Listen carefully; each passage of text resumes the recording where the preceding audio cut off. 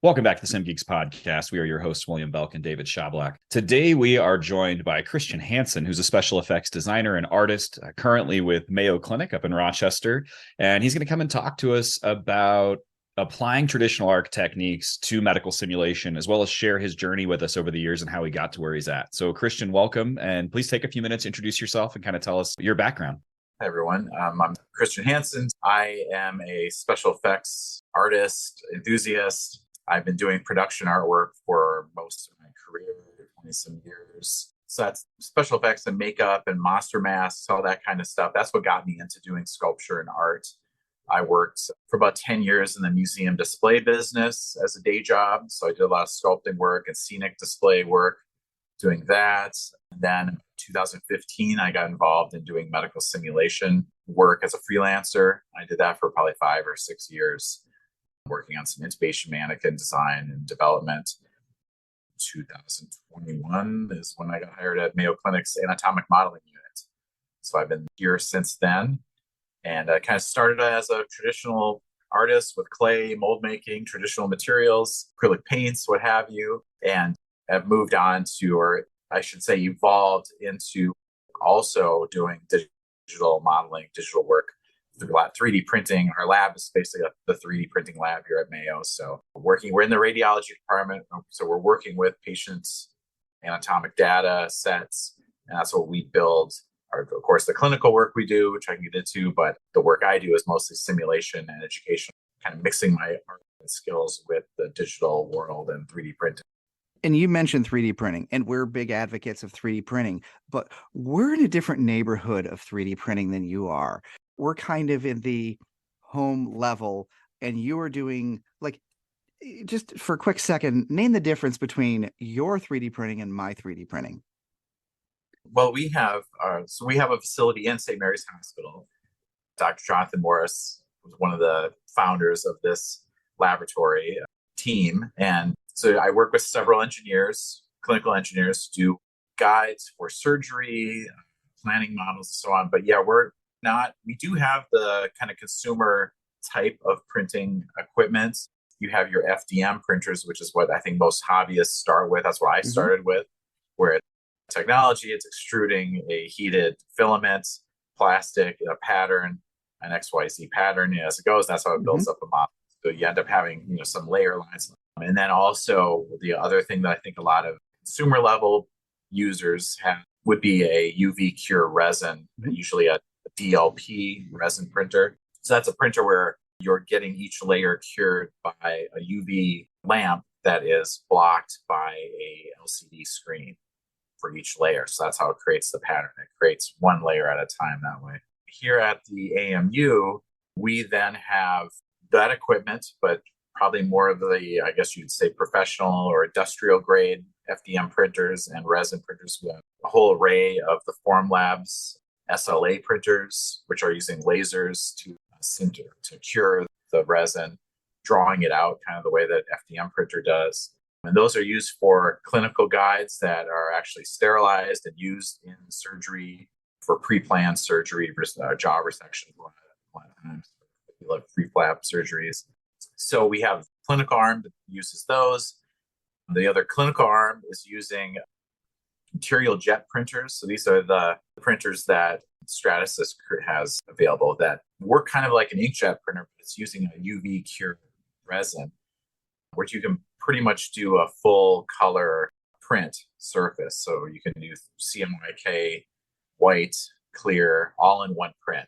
We also have SLS printers. So we have an HP 580 that uses a nylon powder. So that's the kind of printer that it spreads out a thin layer of a very fine nylon powder, and it will use a laser, some sort of an agent that gets jetted out. This one jets out color and centers the nylon. So you have a solid layer of this powder. So as it builds up, you end up finally with a block of powder where there's the model that's inside that block. That's really great for certain uses, especially we use it a lot for surgery planning guides. So anatomy guides where you're taking the CT image, usually it's CT, and then printing out 3D models to scale of a rib cage with a tumor at a certain place with the critical vasculature or nerves that need to be preserved in their section.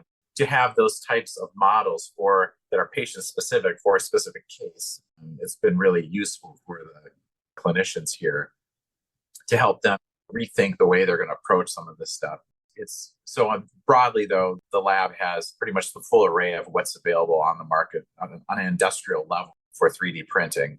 Yeah. If you're not following Christian, you really got to, because the stuff he's doing is just amazing. So whereas he said, I have a couple of resin printers and I can print a one color basic, sort of basically correct eye. He's printing full color eyes that are encased in clear, and also with all of the veins of the eye, the iris and everything, printing it in full color, and they're breathtaking. So not only just you're printing that model, you're taking this digital, and that's not where you started. Let's go back a little bit and talk about the types of materials and things you grew up on, and talk about how you were a traditional artist. What are the kind of things you love besides pumpkins? Because I do want to talk about that too. Yeah, well, I'm a Halloween fanatic. I love monster movies. I just saw The Creature from the Black Lagoon in a theater last night, as a matter of fact. Nice. Yeah, it's as good as ever. Anyways, but yeah, so that's the world I come at all of this from as a Fangoria fan as a teenager. Yep. Everything. I'm into it. And I originally that was my career path or direction I was originally going in right out of high school, was makeup effects, prosthetic makeup, props, movie effects kind of stuff. That's what I started my whole interest in art and fabrication. So I started off as a teenager doing life casting, sculpting prosthetic makeup appliances. So that's where you're sculpting a clay, whatever it is, a zombie, a brow, or life cast, making molds of that, and then creating latex or a foam latex appliance that gets then applied and blended in and painted. I didn't pursue the makeup part of things quite as much. I got more into sculpture, more into the technical mold making and the fabrication side. I always think that if I would have gone into the film world, I probably would be a shop guy, if anything. I really like sculpture. I think that's one of my best skills when it comes to all of this. I like painting. That's your favorite? Because everybody's got their niche. But I like the entire technical process of mold making, the casting, designing all of that, designing these tools to make this stuff. So that's just something I have, an aptitude for, and I'm really interested. So yeah, sculpture is really the thing that is what I've focused most of my efforts on. Making rubber masks, like latex rubber, silicone, a lot of silicones that I got into pretty late, but like around 2015 or so is when I started getting into silicones more, doing the simulation type work. So that's where I put most of my effort, though, is in naturalistic sculpture. And the thing I always like to say when I'm talking to people about like what's the kind of mindset of a special effects type of person, aficionado or enthusiast, is we generally have a very high level of expectation when it comes to the types of work that's done. Like it was pretty much a part of the 1980s and 90s makeup effects culture that, you're doing skin detail as detailed as humanly possible. Is the kind of the goal anyways that we would usually set. And that's always been my goal, to make things as realistic as I possibly can. Hyper realistic. Yeah. So I'm big on realism. That's something, and it's a goal. I never feel satisfied that I've gotten there, but kind of like where my mentality, where I come at all of this. David and I've been following you for a while. As most artists, it seems like if I'm following somebody who's in that space, it usually came from David. He's one of those things that he kind of threw out there. I remember the first conversation that we had about you was when you got up there, as far as that printer goes, because we looked at that Stratasys, 5-6 years ago. And I mean, it's a wonderful machine, but at $330,000, it's definitely not an entry-level machine or even a non-production floor machine, where most of us are going to go the other route, even within our simulation centers. So talk to us about, I know you've kind of touched on this a little bit, but you talk about the materials you started with, started kind of that film direction, headed the Fangoria route, and then ended up in medicine. So where did that come about? What made you kind of cross over? Was it just an opportunity, or did you decide this is where you needed to be? What caused that? Yeah, I guess it's a little of both. I'm from the western suburbs of Minneapolis, and never made that big move out to LA to really, go full on, various reasons. One of them was I wasn't completely sure about the stability of the field because of all the digital animation work, the CGI stuff. You would hear all these stories about how the practical effects world was, really struggling. So that was part of why I decided to, go in a different direction. I knew I wanted to do something when it came to the artwork that would be simulating reality. I mean, that's really a big part of what drives my passion for this. Yeah, so I went into the museum world for a while, and there is a lot of naturalistic and realistic sculpture that can be done, and other kind of illusion type work, making a rigid model look like it's soft fur, or something like that. But I really wanted to do more like human based and that kind of. And then I'm really interested in anatomy. I'm really interested in simulating human anatomy. So I thought more and more about going into like anaplastology or something like that. And there were a team of people in the Twin Cities. Chris Ballas, who is a makeup effects artist who is based in St. Paul, and friend of mine, Nate Corteau, is another artist in the Twin Cities, and some other local artists. They teamed up with a group at the University of Minnesota to do a very realistic intubation simulation development project. So I wasn't working on that, but I was friends with all these people and would follow what they were doing. And that got me thinking, well, simulation, that's something I should, explore. And so long story short, that branched off into a private company, Minneapolis 7 Sigma, that Nate Corteau was heading up that group, doing a simulation development of an intubation mannequin. And so Nate brought me in on that project. Working as a freelancer for about 5 years, sculpting things and developing the molds, production work, the whole thing. And I really liked the work. So that definitely got me thinking if I could find a good, stable, full-time job doing simulation development, modeling, and that would be a direction to go in. But all of that was traditional, right? It was there was no digital. That was all, yeah. All still just keeping you in that traditional materials, right. Hands-on, clay in your fingertips and all that. Yeah, exactly. That's a good point. Sometimes I forget. But yeah, it was all standard. And but the other thing is the U of M project did work with a CT scan of, I think one of the people who was working with the project, so they had a segmented anatomic data set. They had models of this guy's surface and airway anatomy. So they were using that in tandem with the practical effects work to create this it's a very impressive mannequin. It's pretty, it's breathtakingly real. And it was a development prototype, I think you could say. I think it's like a DoD funded, of course, project.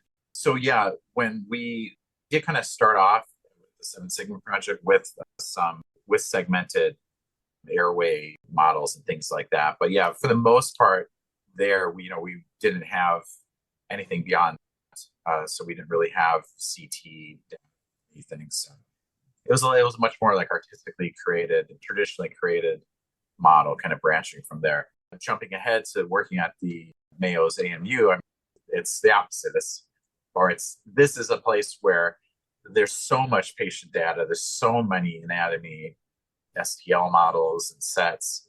To some degree, it's a matter of we have this huge library of patient data that we can use for education, but we don't have they had certain expertise in engineering design, but not the artistic side of that. So that's where I came in.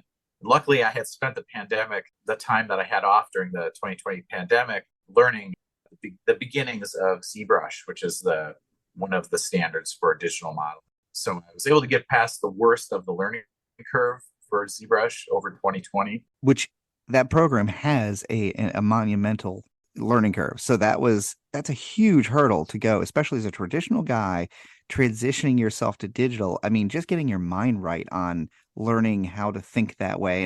And I mean, with mold making and different things, you get that negative positive space, you get the puzzling and all that stuff, but this was totally different. And so I've got ZBrush Core. I've had it for 4 or 5 years now. I haven't done anything with it. Yeah, well, I'm fortunate enough that I think I got over the worst of that learning curve, and it is tough. I think it's really I sympathize with anyone who is learning ZBrush because the way it's structured, it's just not. You end up without going into it too much. You end up, I think, kind of mapping it out in your head once you're familiar enough with what you. It's like I would often compare it to going into pilots. What do you call it? the main cockpit of a 7 or something. You look all these buttons, So dials, much. like oh my, Yeah. But there's basically a few levers and steering wheels that you use most of the time, and the rest of it you don't necessarily need to know right off the bat. Well, being a sculptor, it's like we love new tools, we love new toys. I buy things, but I go back to what I'm used to. And I go back Yeah, to the few, and maybe you find something new, but there's the few things that you've been successful with that has worked for you and you go with. So that's kind of the way you approached it. yeah, and I think I started to and one of the fortunate things for me learning ZBrush over the last few years is I did get to learn a lot on the job as I started at the AMU and started with doing things like making prints of anatomy models and then molding them and casting them so I could get back into the traditional world because I didn't really have a strong footing in digital modeling. But it just becomes a necessity to learn. I just naturally learn as I go and as I solve the problems. I would learn some. I would have the question arises, well, how do you do such and such? And you realize you find out, oh, okay, this button does that. That's hidden in a menu within a menu. And then eventually that becomes your go-to process. So you kind of develop your own workflow and you kind of map it out after I do anyways. I love that you said that because whenever I'm doing a class on like 3D printing or things like that, I always say, okay, well, what are the things you're trying to solve? What are the problems you're trying to solve so that I can apply the knowledge directly to something that makes sense for you? Because that's just how my brain works. That's how I learn things is I'm like, I've beat my face against Fusion 360 forever and I've gotten nothing out of it. I picked up the right application with the right, Shaper 3D I'm in love Yeah. with, and it's the best. I can do so much with that, but I still use that approach of what problem am I trying to solve? What am I trying to fix? So I love that you said that. Yeah, it's what I think it's how I've learned over. And I think also just being able to have the time available or being able to make mistakes, make something perfect right away, learn as you go. When I look back at some of the models, I was just loaded up the new version of ZBrush the other day, and I was loading up some of my models from a year or two ago, and evolved to where now I think of a lot of these models more on the mesh level. Like I understand better how to control the mesh, and so you end up with a lot of artifacts and things just are messy when you're new to all of this digital modeling stuff where you have overlapping surfaces and all these weird things happening where there's a little hole somewhere in them. So now I understand better how to handle all of that. So I look back at some of my earlier models and I'm just baffled at like, how did I ever get anything done? Because I didn't have a clue what I was doing. And I'll look back at myself now and think that. While we're on this subject, ZBrush, digital modeling, etc. David and I are hobbyists, right? We get paid for a lot of the work that we do, but a lot of times we're just messing with stuff. And I know both of us have a habit of downloading new software that we're never going to master or, jumping into new materials and finding it solves one problem for us, but it's not something we're ever going to become an expert at, right? Or we're really push it. And David's definitely got a lot further than I have into the sculpting and a lot of the creations he's done. I guess my question here is what is your advice as far as making that leap into that digital sculpting or digital creation? Did you have coursework that you found somewhere that helped you out? Was it pick a small project and focus on one skill and then move on to the next one? What is your approach? What would you tell anybody right now that says, you know what, I'm going to go home and download ZBrush? Where do they start? YouTube, somewhere? I guess I always recommend I think taking on reasonable size projects, trying to keep it simple at first. There's some really core functional or functionality to ZBrush that one probably should master before moving on to more ambitious, I guess, goals. I went on YouTube. I got a lot of tutorials through there, and I'd be constantly pausing it and rewinding it, and trying to follow which button the guy was talking about or what it. So I think it helps if you're someone who learns if you're like an autodidact or you learn by tutorials and kind of following your own path. There is a really good intro to ZBrush there's a website called flippednormals.com, I think it is. And they have quite affordable, like maybe $20. But they have some intro video in every single feature, and understanding that there's a small set of tools this probably goes for most software, that you're going to use a lot, and a lot of the other stuff you can kind of ignore until you get there and need to learn it. And I would say, yeah, I think that's a great point. I think that's true of almost every piece of software, right? Is you can very quickly get in over your head, but if you focus on learning one thing at a time, I think that's kind of chip away at it.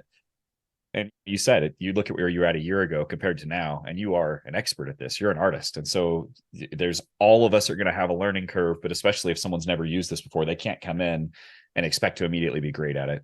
You brought 20 years of sculpting experience into digital sculpting. A lot of people are starting with just the digital from day one. Yeah, I mean, it's one thing to learn the software, it's another to learn sculpture. If you want to learn sculpture, buy a bag of clay and I like print media. I say get some of the classic books on sculpture and portraiture and things like that. I think it's the same rules apply then as they're today as then. Learning how to block out a form, how to look at things from the large scale, and then as you work your way down to getting into the details. It's like any field. It's subject in and of itself. You could spend your whole life studying sculpture and never completely finish your learning. But if you learn the basics of sculpture and develop those skills as best you're able to, then the software like ZBrush can. And sculpture isn't necessarily the most important aspect of doing definitely like simulation models, things like that. Because a lot of what you're working with, you have those resources, you have the anatomic models there if you can get a set from a CT or something like that. So it's not all, you're not always making something from scratch. What I'm able to do is manipulate models or elements that I don't have. If we need musculature for a model that we don't get from imaging, I can build it from scratch in ZBrush or what have you, because I have learned the software, but also I do have an eye for realism and natural organic sculpture, what have you. You've had some amazing projects in your short career in digital modeling. And what's your favorite one you've worked on so far? I guess my big showpiece is this chest anastomosis trainer that I built. I agree. It was probably like 60% practical. I don't know, it's hard to say, 50-50. But I kind of have, I think, naturally created or developed a process by which I take the original data set or sets and, to get the foundational anatomy established in my model. And then once that's kind of locked in, then I'm building the structural elements, thinking through, well, what is going to be needed for this to be a functional, teaching tool or functional model. And then, so once I kind of go through that stage, I do some of the aesthetic work, and especially if I'm going to do things by hand, it's really just a sketch. Like on that one, this is the case. And then usually elements get printed, some molds get printed, but otherwise I'll get the clay out and start hand modeling elements too that are going to be kind of coordinated or registered with the 3D printed elements, which are going to have like a rib cage or whatever the anatomy is. Yes, that was a good project on a lot of levels. That it looks realistic. Awesome. Yeah, it looks really good on camera, I think. And it's a really functional, simple trainer. It's nice. It's what it's for is to practice at anastomosis. So you're suturing two small artery and vein from a harvested flap of fat tissue that has a perforator set of artery and vein in it. That's harvested, and then it's tied into the blood supply that's basically, I forget what it's called, the epigastric or whatever the vein artery arm that's right on the side of your sternum. That's what they'll use to tie that blood supply into this harvested tissue to do like a breast reconstruction. A lot of times with simulation, the doctor who requested that project here, she was used to working with a sheet of cardboard with a couple of tubes on it and so on, which, has its value. But what she wanted to study would be compare that to working with all the obstructive elements of an actual surgical exposure, and this, even the retractors being in the way and the whole thing. Mm-hmm. So I took that and made as realistically as I could the various layers and the depth. And so, we talked a lot about like how deep would the exposure be to where you're digging in there basically to mm-hmm. tie this vasculature together. So things like that. Yeah, that was a really good project.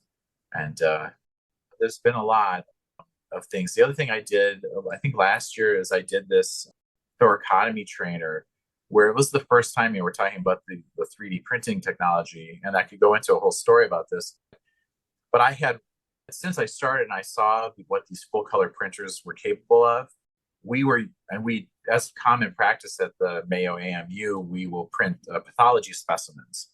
So pathology lab has some dissection or of a heart specimen or something like that, and they'll photograph it, but they didn't have a way to preserve it past beyond that. And so Dr. Morris, in conjunction with a company, MedReality, I think it is, developed a photogrammetry box where the pathologists, technicians, or what have you, simply can take that specimen, put it in this photogrammetry box. They don't have to be a technical wizard about it. It's basically like you put the specimen in, you hit play, and it records the object, and it creates a 3D model automatically, kind of behind the the black box. Mm-hmm. and that gets sent to us, and we will print it. So we're printing pathology specimens for teaching all the time, and they're really impressive. It looks like you're holding the actual specimen in your hand, and it's a rigid 3D printed piece. Well, when I saw that, I thought, well, if it can print full color, there must be some way to get color on. If I want to control something, if I want to make a model and like an eyeball, and I want color on it, must be some way to do it. I just don't know technically how to do it. And that's how a lot of my work has been. That's kind of my process is, hey, that looks cool. How do you do that?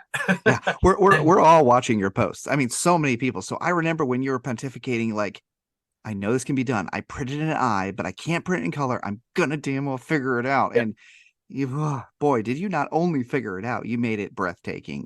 We're gonna put links to this stuff because it's amazing. I was going to ask Christian real quick. Are you okay if we share this anastomosis model when we send this episode out? Because this thing is insanely fucking detailed. For sure. Yeah. And so I've got the pictures of it up. If you don't mind, we'll share those out because this thing's amazing. Great. And the work that you did here is fantastic. Yeah. Going from cardboard, like you said, I mean, I can, the other thing I was thinking about is the reaction of that professor or the teaching faculty when they walked in and saw what you made has got to be, you had to have wished you had a camera recording the reaction, because the reaction is, fuck. Yeah, that was Dr. Anita Mohan, who she's now, I think, at Stanford. Yeah. But yeah, she was a great person to work with, and I was pretty thrilled that she got to have out of her, her idea for. And I love that you're doing the whole still taking the digital and the traditional, because like some people are like, oh, I want to get in 3D printing and I want to do all of this. And really, I find the unlock is taking those mixed mediums doing some of it in digital and doing some of it in traditional with clay. And I'm doing tinker toys compared to what you're doing and to your level of talent. But I love when I get to do it too. So I can only imagine I just want to sit in the corner of your shop and eat popcorn. Well, yeah, when you talk about the mix of practical and digital and 3D printing, one of the things that comes to mind is something that I'm seeing a lot of special effects studios embracing over the last few years is 3D printing molds. So, there's a lot of talk about, something like, well, can we print silicone? And my attitude has always been like, well, you don't have to print the silicone or urethane or whatever it is. You can also use the printers to print the molds or to print. One of the things I did is, which I think, I don't know, I haven't seen other people do it, is I would print basically an inverse of what I want a silicone mold to be. Yep. So, I think also having a sculptural background and thinking in 3D, which is kind of how I think about designing things. I think in 3D. So the idea that I can flip inverse, reverse, and back and forth, knowing that process, I guess, more intuitively maybe than some others. So, like if I want a 2-part silicone mold, all I have to do is print the inverse of those 2 parts and then pour silicone inside those forms that are printed. And now I pull those out. Now I've got a 2-part silicone mold that seams together perfectly. And that's worked really well. Mm-hmm. I call that an invert mold. That's nice. Big. I'm doing the pre-kindergarten version of what you're doing. You're in the PhD thesis. I've done a little bit of that as far as trying to flip it to a negative, print the molds, because then, and I love it because it's, well, everybody's, what, can you print the silicone? Not right now, maybe someday, but no. But why do you need to? Like you said, is when you Right. can just do that. It's awesome. I think too, when people are looking at designing things with 3D printing in mind, I think a good way to look at it is don't necessarily see the print as the final product. Everything doesn't have to come off the 3D printer and then it's ready to go. You can make elements, you can make tools with the printer that you can use then for your final outcome. But like if you're designing some kind of simulation model, the printer can be a tool within that process. Like we're saying with this one, where you end up printing a mold and then you're closing that up and then you're filling that with the silicone material. That's your model. So I think it's really easy to I do it too, where you get stuck in the mentality that it's a matter of digital model to printer to end. And if you can get out of that and see it as a tool rather than the endpoint, that can open up a lot of possibilities for design. So I'm going to kind of pull us back to the beginning again for a second. And anybody who listens to us knows that I ask this question of pretty much everyone. But one of the things that's true of all of us in simulation is we fell into this from somewhere else, right? Nobody started out one day and said, hey, I'm going to go work in healthcare simulation. We all were clinicians, or you worked as an artist before and you kind of ended up here. One of the things that we need to look at going forward is how do we get people to see simulation as that destination career without having to take the crazy path to get there?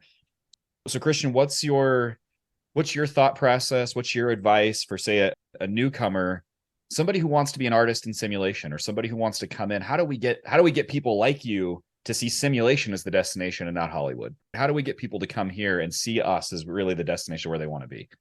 I guess one of the things that I've experienced is, coming from the film effects world, or that kind of approach anyways, and with my expectation of realism, one of the things that doesn't seem to be it's not a standard within the simulation world is an expectation of, or maybe even necessarily a need for like high realism. So of course, when you're doing visual work that's going to be like on film, everything needs to look realistic. And that's the primary. It doesn't have to be durable. It has to look realistic. You're trying to simulate reality visually, for a camera. So when it comes to making simulation tools, it is a different mindset and a different goal. Of course, you're trying to make something that matches reality accurately, like more from an anatomic or medical point of view.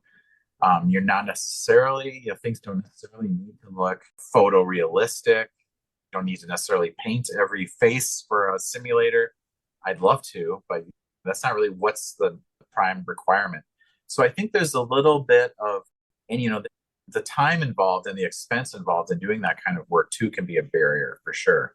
So I think that's one of the, gaps between the type of skill set, someone who has the type of skills to do realistic modeling work, and what is the demand currently in the medical training and simulation world. So it really, like with my position here, it really required an advocate. It required someone who would be Dr. Jonathan Morris here at the AMU, who he saw the work that was being done at Boston Children's Hospital.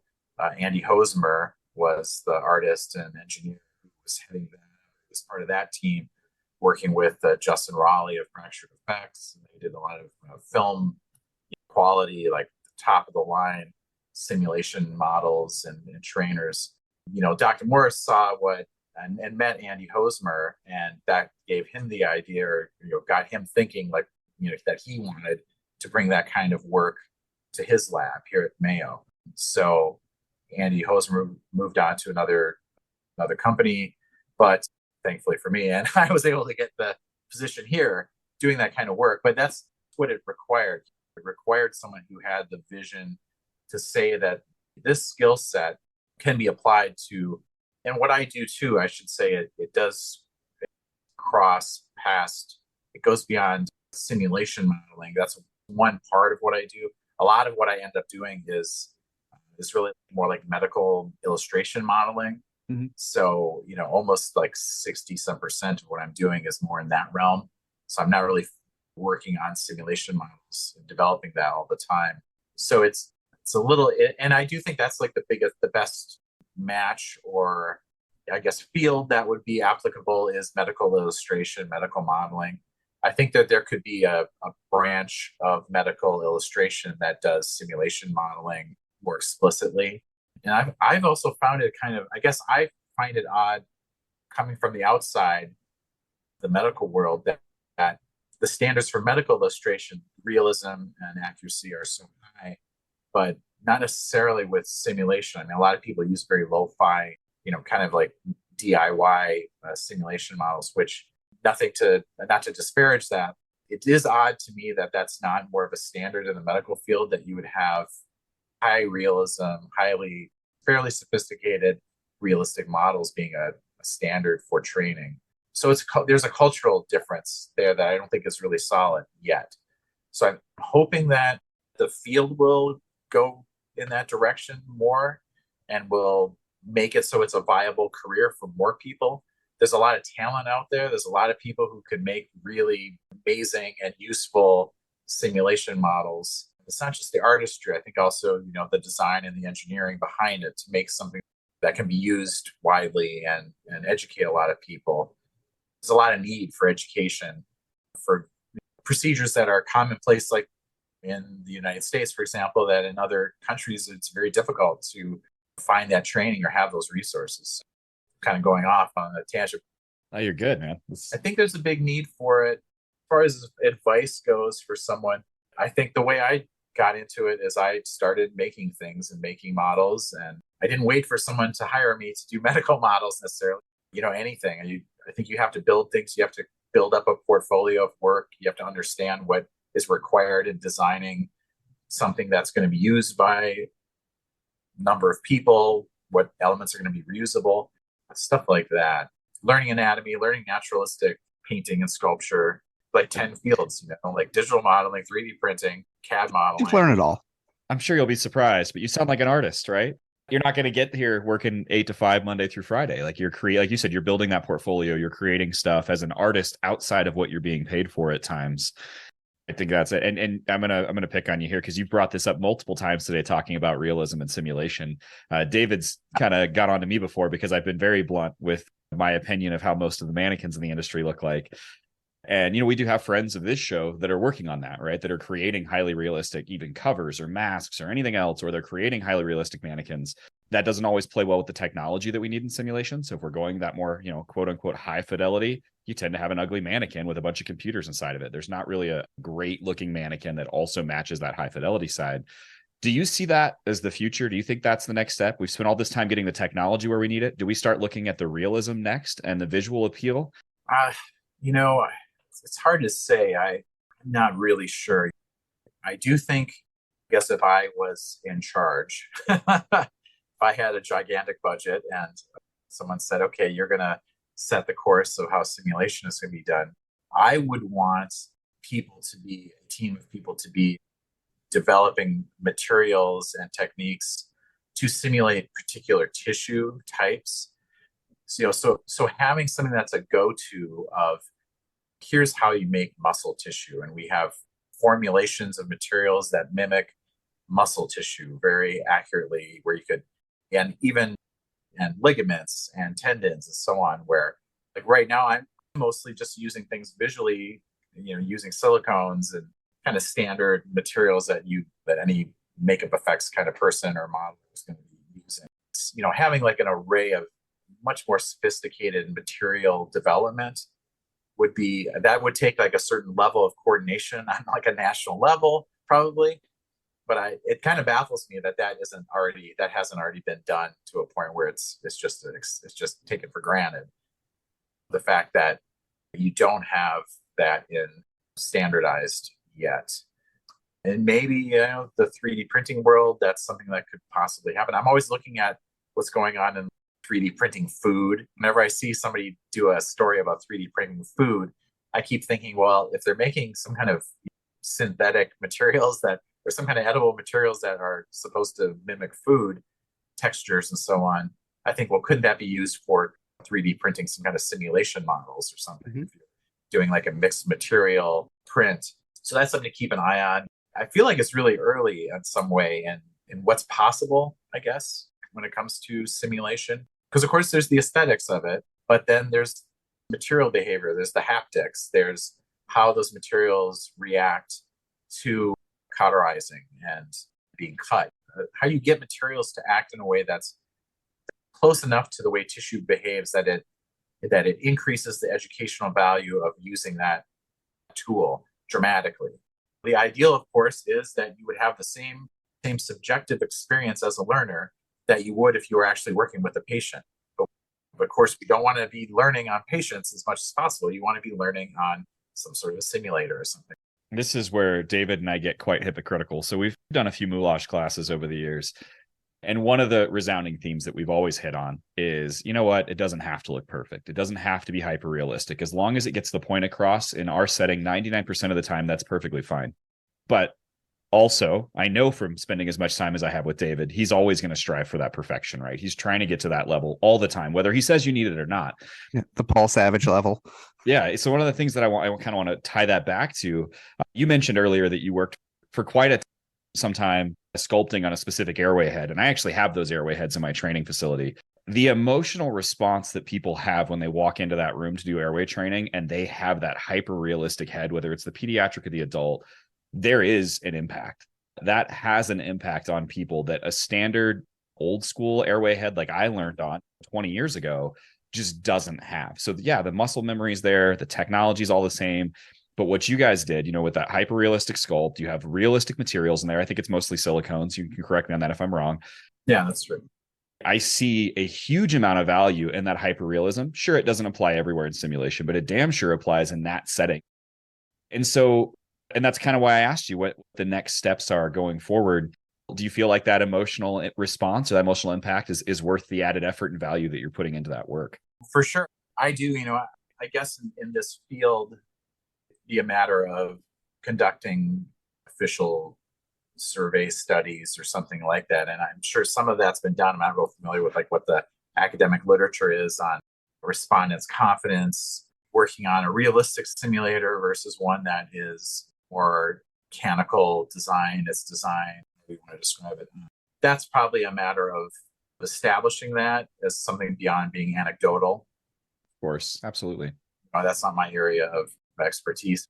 Just intuitively, to me, having materials that behave where it's relevant and visually do look like the real tissue, that's what I would want to train. If I was learning a procedure, I would want to train on something that is as realistic. So then, if I had to learn to do a certain procedure, an emergency procedure or something, I'd rather learn on some sort of device or mannequin that would have as many features as possible as real tissue and a real body. But that's just my assumption that that's the case. And of course, it isn't all about aesthetics. It's also, and I don't feel like I'm in a position to be reviewing the full world of what exists on the market of simulation models. And so I'm sure there's a lot of great ones out there that are really useful. I think having things based on anatomic data where you can establish that this is accurate, having that accuracy, I think I would assume is quite important. I put you on the spot with that one, but I agree with you entirely. And you're right. Everything's going to be headed direction of research and publications and kind of get the answers. I know of several current projects that are going on looking at that now, specifically to moulage. And I know there's been a few that came out of Australia a few years ago. So I know that research is taking place. And so hopefully over the next few years, we're going to see that shift. And we'll learn one or the other way. We're going to learn, hey, it really does matter. And we need to make all these super realistic mannequins, or we'll get the research back and I'll say, yeah, they're pretty, but it doesn't make a difference. And so Christian's going to continue making his fancy one-offs and everyone else is going to keep using the ugly guys. We'll kind of work through that going forward. But Christian, we're probably close to an hour that we've had you on the phone here now. I appreciate your time. What do you have as parting thoughts for the SimGeeks listeners out there? Parting thoughts. Well, I guess when it comes to 3D printing, I think I always say that the magic of it is really the software behind the models. It's the models that are really going to get you somewhere. If you want to pursue that direction, I think learning as much as you can in SolidWorks or Fusion 360 or some sort of CAD software to build structures, build molds, that's what I would recommend. Learning the rudimentary digital sculpting, the basics, as far as or connecting with people who are artists, maybe freelancers, who can take what you have, as if you have anatomic data sets, and build off of that. Say, well, we need a musculature built, or we need a certain anatomic feature here for a trainer that we're going to make.